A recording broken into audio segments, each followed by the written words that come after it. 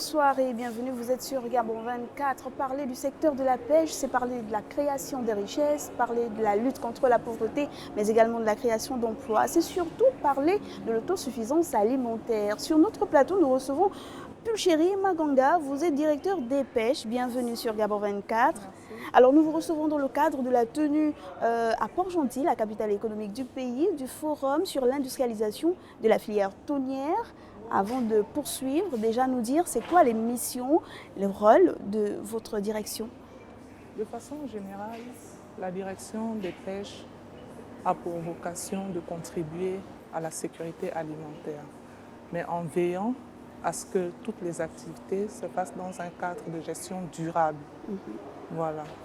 Donc si on parle de gestion durable, veiller sur le fait que cela se passe bien, encadrer le tout, c'est-à-dire qu'il y a peut-être une descente sur le terrain ou alors un meilleur contrôle des opérateurs. Comment ça se passe généralement? C'est un ensemble. Donc, notre première mission, c'est que nous donnons accès à la ressource, mais dans un cadre maîtrisé. Donc, l'accès à la ressource, il faut avoir un titre de pêche. Donc, pour chaque type de pêcherie, parce qu'on en a plusieurs, donc le demandeur postule pour la demande d'un titre de pêche. Et lorsqu'il a ce titre de pêche, il y a les conditions d'exercice de la pêche. Donc, nous avons notamment des obligations sur le maillage, nous avons des obligations sur les sites de débarquement, nous avons des obligations en matière de déclaration de capture. Donc, en même temps qu'on donne le titre de pêche, il faut veiller à ce que les conditions d'exercice soient respectées. Et puis vous avez parlé de différents types de pêcheries. Il y a différents types de pêche. Oui, il y en a plusieurs. Donc, allant du continent vers la haute mer, selon l'engin utilisé, nous avons la pêche artisanale continentale qui se pratique dans les eaux intérieures. Nous avons la pêche artisanale maritime. Donc, dans artisanal, il faut retenir que ce sont surtout des petites embarcations sans outils performants de pêche. Donc, tout ce qui est détection et tout ça, pour nous, la pêche artisanale, c'est vraiment les embarcations sans grands outils de performance en dehors des filets. Ensuite, nous avons la pêche industrielle. Là aussi, on a deux catégories. Donc, il y a la petite pêche industrielle côtière, pratiquée par les armements nationaux. Et puis, on a la pêche hauturière, elle cible le thon. Et justement, en termes de représentativité, comment ça se passe? Qu'est-ce que l'on retrouve le plus dans la pratique de la pêche au niveau national? La pêche artisanale est celle qui est la plus représentative. Et c'est pourquoi nous sommes d'ailleurs interpellés par tout ce qui est mesures pour la réorganiser. Parce que c'est là qu'on trouve beaucoup d'économiquement faibles. C'est de la pêche de proximité. Voilà.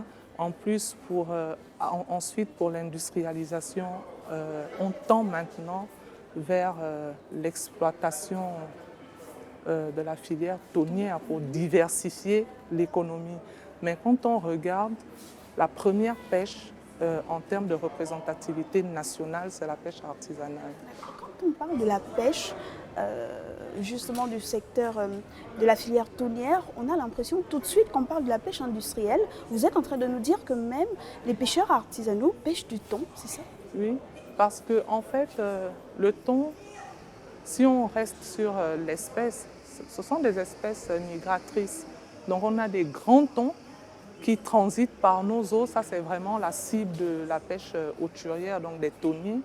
Après, on a des petites prises, on appelle les espèces accompagnatrices, mais le thon que les bateaux thoniers ciblent, c'est un thon qui est de passage dans nos eaux.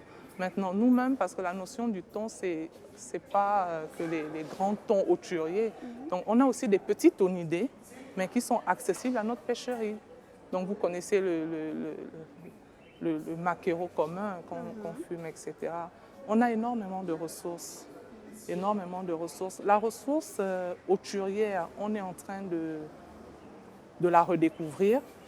C'est d'ailleurs l'enjeu de notre forum parce qu'on a ciblé des opérateurs et on est en train de cibler la pêcherie. Parce qu'en dehors du thon, dans cette zone hauturière, on a d'autres espèces de grande profondeur, mais qui ne sont pas accessibles à nos armements locaux. parce que leur outil de production ne leur permet pas, par exemple, d'aller à des profondeurs de 1500, comme ça se fait en pêche hauturière. Donc, nous, on veut redéployer ce potentiel qu'on appelle le potentiel des grandes profondeurs pour que lui aussi commence désormais à contribuer à la sécurité alimentaire au même titre que les autres pêcheries qu'on connaît déjà. Contribuer à la sécurité alimentaire, c'est aussi avoir des opérateurs, donc des pêcheurs qui arrivent à pratiquer librement, pas trop, leur activité. Quelles sont les difficultés qui reviennent le plus souvent lorsque vous rencontrez ces opérateurs-là? Pour la pêche artisanale, parce que les problématiques ne sont pas les mêmes, d'accord? Donc, pour la pêche artisanale, comme pour la pêche industrielle côtière, l'un des problèmes majeurs qu'on rencontre, ce sont les intrants. Donc, les intrants utilisés pour l'exploitation. Le plus gros, c'est le gasoil. Le gasoil, parce que plus de 40% des besoins pour l'activité des pêches tournent autour de cet intrant-là.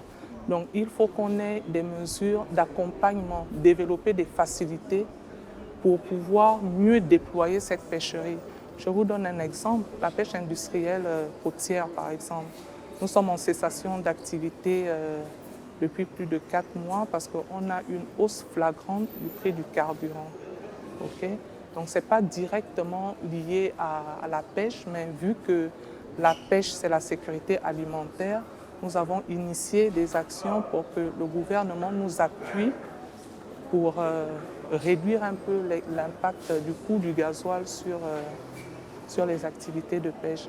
Nous avons d'autres outils tels que les filets, etc. Donc, tous ces intrants-là qu'on fait venir, c'est cher. Donc, si le gasoil coûte cher, le filet n'est pas fait ici, etc., forcément, ça a un impact sur le coût. Le coût final. Voilà. Donc, nous avons ces intrants-là. Et puis, une autre problématique qu'il faut revoir pour la pêche nationale, elle est liée à notre contexte. C'est qu'au Gabon, le talus continental, c'est-à-dire la façade sur laquelle on retrouve le plus d'espèces connues, ce talus, il n'est pas long. Donc, on a une concentration des principales espèces commerciales aujourd'hui près des côtes. Pour parler simple, je vais dire près des côtes. Donc, avec la création des zones protégées, cette mesure qui est d'ailleurs très bonne pour une gestion durable, donc avec la protection de ces zones, on devait aboutir également à la création des zones de pêche. Voilà. Parce que malheureusement, contrairement à tout ce qu'on pense, le poisson ne vit pas n'importe où dans l'eau. Il y a des niches. Donc nous, on devrait tendre à une meilleure connaissance des stocks pour qu'on ouvre cette pêcherie de façon organisée là où le poisson se trouve. Okay?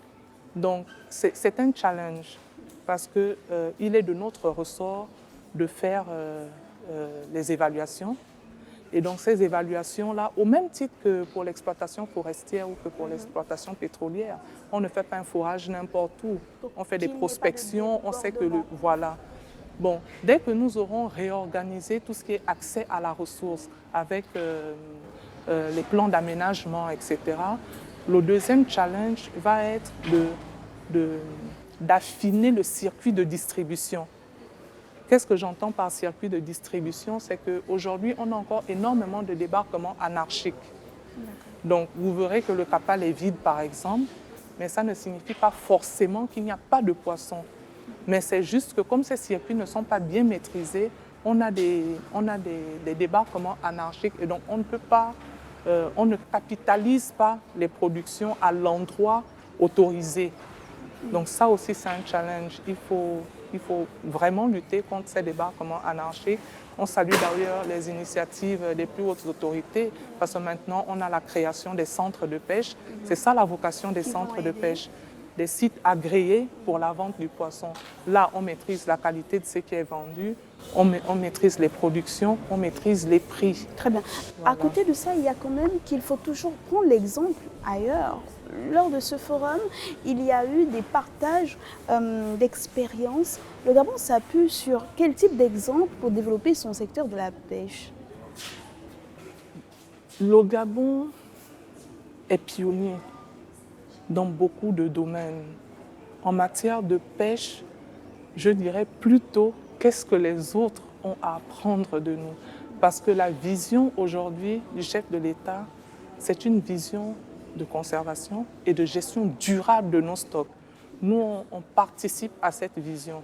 Donc, le stock et la vision que nous, on a de gestion de stock au Gabon, c'est une vision qui est beaucoup plus avancée que ce que les autres font dans la sous-région. Nous ne sommes pas nombreux. C'est déjà un premier avantage.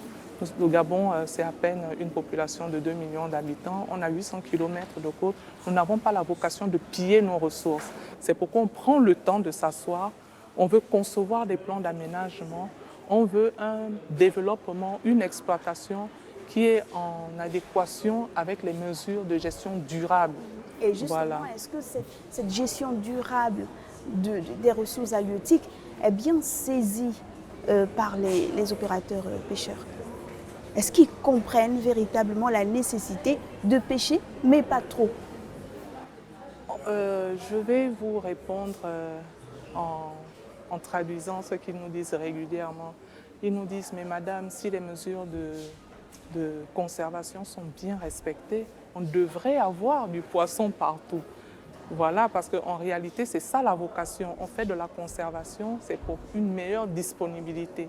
Donc, je pense que les opérateurs, à un moment donné, ils intègrent cette vision. Mais c'est à nous de mettre les prérequis, parce que nous, on gère l'exploitation pour le compte du gouvernement. Donc, les opérateurs, oui, ils adhèrent à la vision, parce que toutes les mesures qu'on a mises en place, nous n'avons pas eu d'opposition majeure. On a fait la révision des maillages, parce que c'est le filet qui pêche, c'est même pas la pirogue, c'est le filet. Donc on a fait la révision des maillages, on a été accompagné par les opérateurs. On a, pour la pêcherie industrielle par exemple, pour des besoins de conservation des tortues par exemple, on a mis en place des TED. Les TED, c'est comme des petites fenêtres qu'on fixe sur les filets. Mais le filet, tout ça, c'est le patrimoine de l'opérateur. Mais ils adhèrent parce qu'ils comprennent la vision. Je crois que nous, notre problème, pour le moment, ce n'est pas au niveau des opérateurs. C'est la vision politique qui doit s'asseoir pour organiser cette filière-là. Très bien, merci beaucoup à vous, Madame Pulchéry Manganga. Je rappelle que vous êtes directeur des pêches. Nous avons discuté avec vous pendant une dizaine de minutes parce que nous sommes dans le cadre de la tenue à Port-Gentil, la capitale économique du pays, du forum sur l'industrialisation de la filière thonière. Et avec vous, nous avons parlé de la nécessité de la mise en place de véritables politiques pour encadrer le secteur de la pêche qui, bien sûr, cet encadrement aboutira à une meilleure coopération entre les politiques et les opérateurs, les pêcheurs. Merci de nous avoir suivis. Restez sur Gabon 24. Je vous dis modestement au revoir.